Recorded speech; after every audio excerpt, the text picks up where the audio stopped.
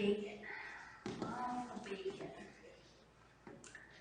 I'm going to read one other passage for you. And this is from 1 Timothy. And I will say right off the bat, I absolutely despise Timothy. Just put that out there. And here's why. Therefore, I want men to pray everywhere by lifting up hands that are holy, without anger or judgment. In the same way, I want women to enhance their appearance with clothing that is modest and sensible, not with elaborate hairstyles, gold, pearls, or expensive clothes. They should make themselves attractive by doing good, which is appropriate for women who claim to honor God. A wife should learn quietly with complete submission. I don't allow a wife to teach or to control her husband. Instead, she should be a quiet listener. Adam was formed first, then Eve. Adam wasn't deceived but rather his wife became the one who stepped over the line because she was completely deceived. But a wife will be brought safely through giving birth to their children if they both continue in faith, love, and holiness together with self-control. Laws. Laws versus wisdom, which can also mean love.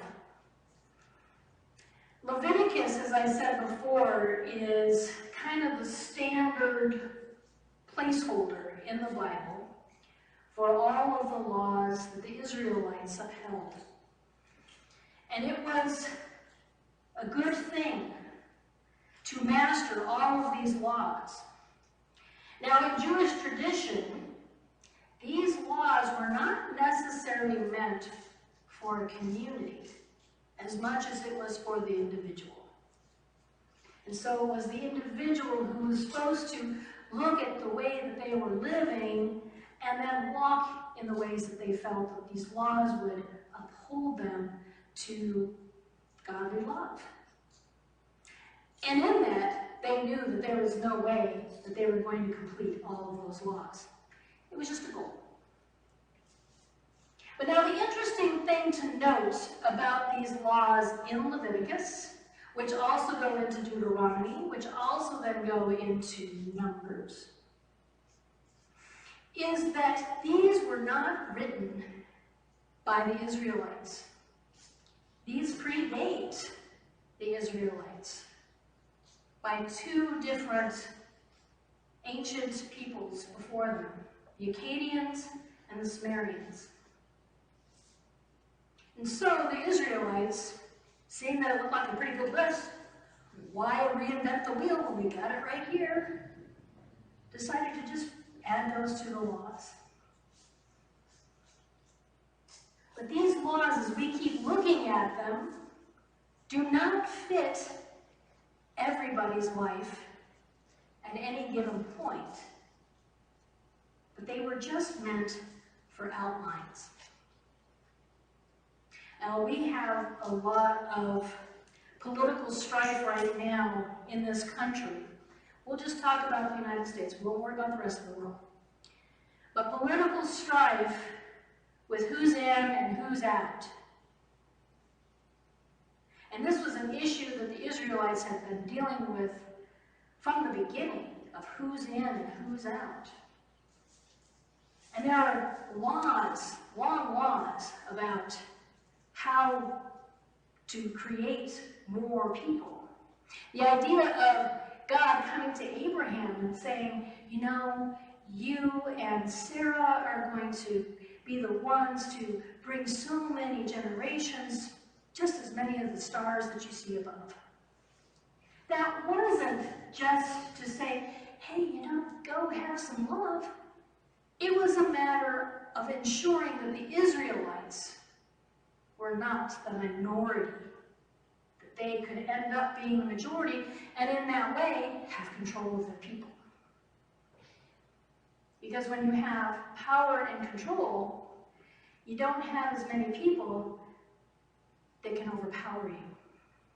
Like the Philistines, like the Egyptians, like Mesopotamians, the Babylonians. We're not talking about true, we want good love for you. It's a matter of how do we gain the upper hand. And that's when we have to be careful as to what we cling to in the Bible. When we're taking these laws and we're trying to put them onto other people that, number one, have no tradition with them, and two, they don't have any way of being useful in our own society anymore, and three, when they don't speak of the godly love that Jesus hands us time and time again, we've got a problem. Jesus says, when he's asked about whether they should give to Caesar, what does he say? Does anybody remember what he says? Give to Caesar what is Caesar's, and give to God what is God. God isn't money. So you just, if that's what Caesar wants, give it to him, because God could care less how much money is in your pocket. Caesar is the power. God is the love. Which do you choose? And what does God or Jesus say always to choose is the love? Now, granted, he had plenty of followers who had a lot of money. And he didn't tell them that they had to give up everything, like we like to say he did. Instead, he says, you know what? If you've got abundance, you need to give it to the people that need it. The orphans, the widows, the poor. He handed out time and time again stories about the Samaritans and the people outside of the Israelites. Even though Samaritans, talk about the Good Samaritan, Israelites didn't like the Samaritans. Guess what? Samaritans were their cousins. Because Jesus understood that we are all one. If we are all created in God's image, how can we expect God to be monotone? How can we expect God to be just male? How can we expect God to be just white in a certain way? How can we expect God to only love a certain type of marriage? How can we expect God to see all of us as being one? Love language. That's what God is. God is not a big Michelangelo, old white guy with lots of muscles in the sky. God is in each and every one of us. Jesus says this time and time again. He says that we have the power of God within us. What does that mean? We have the power of love within us to stop judging our neighbors and start giving in abundance that love.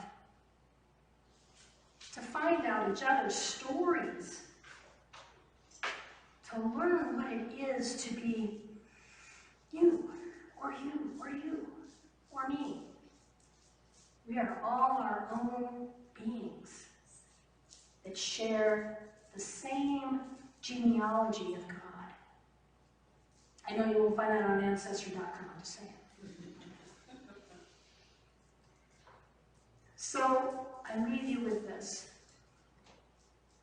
We have this innate issue with Christian laws that truly don't exist. But powers to be continue to use them, embed them in our brains to say that these people are bad, those people are good, these people are worthy, these people are not. And that's BS. God does not live by that code. Evil lives by that code. And if someone has that deep within them, then that is not God speaking. So be cautious with how you use this wonderful scripture. I'm a fan of the Old Testament. I love it. Because it talks about the human condition and how we learn what Jesus has taught us. How do we use that?